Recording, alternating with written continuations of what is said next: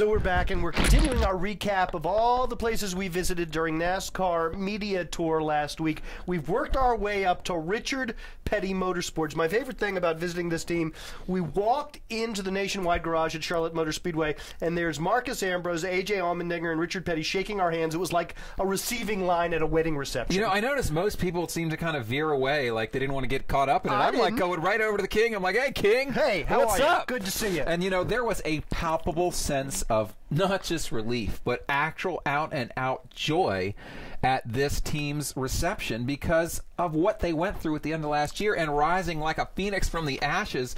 They exist. They've got 2 cars. They've got solid sponsorship. They've got solid financial backing. It is like new life for these guys, and you could absolutely feel that. The big deal was getting through last year. That was the hardest part.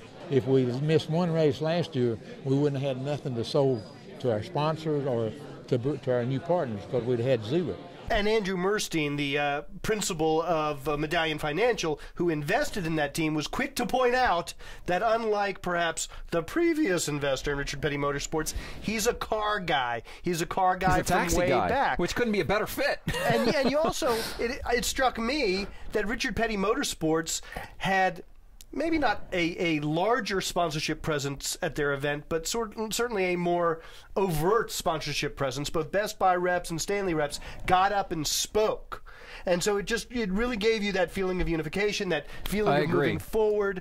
And Marcus Ambrose and A.J. Allmendinger, they were loose, they were engaging, they were funny, they were giving each other the business. A.J. basically said, having gone through what we went through at the end of last year and survived and stuck together through it, and they did perform very well towards the end of last year despite the turmoil, we are now a stronger, more unified group. And it's hard not to believe that just because it seems like the truth. And A.J.'s a driver with a lot of potential. I mean, he's gone through a lot. He's had his ups and downs. He's got a good perspective on the situation, and he's shown some talent. This is a guy who looked like he could win the Daytona 500 last year. He looked like he could win at Phoenix last year. He's had some good race cars in some races.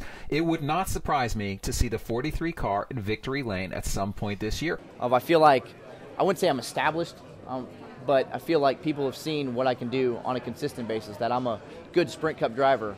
I want to be great.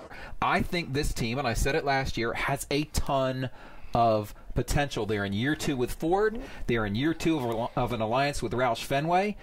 I just think they could challenge for a chase spot. I think A.J. Allmendinger can challenge for a chase spot. I agree, and don't forget that when Roush Fenway was sort of floundering a little bit last year, it was actually Richard Petty Motorsports who helped them get back on track. You would think it would work in the opposite direction, but this is very much a reciprocal relationship. Yep. Remember, too, that this is one of several teams that is consolidating. They're going from 4 teams to 2. I think that will serve them. It's not always a bad thing. Remember when Casey Kane left for Red Bull, A.J. Allmendinger's performance improved.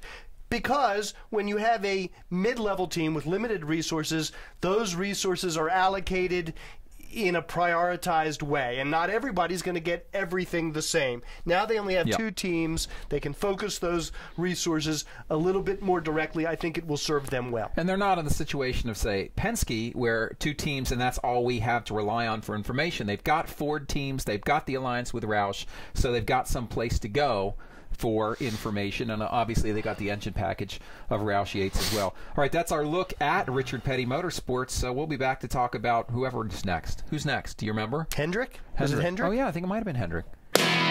Rowdy.com. Say it like it is. Say what like it is? Rowdy.com.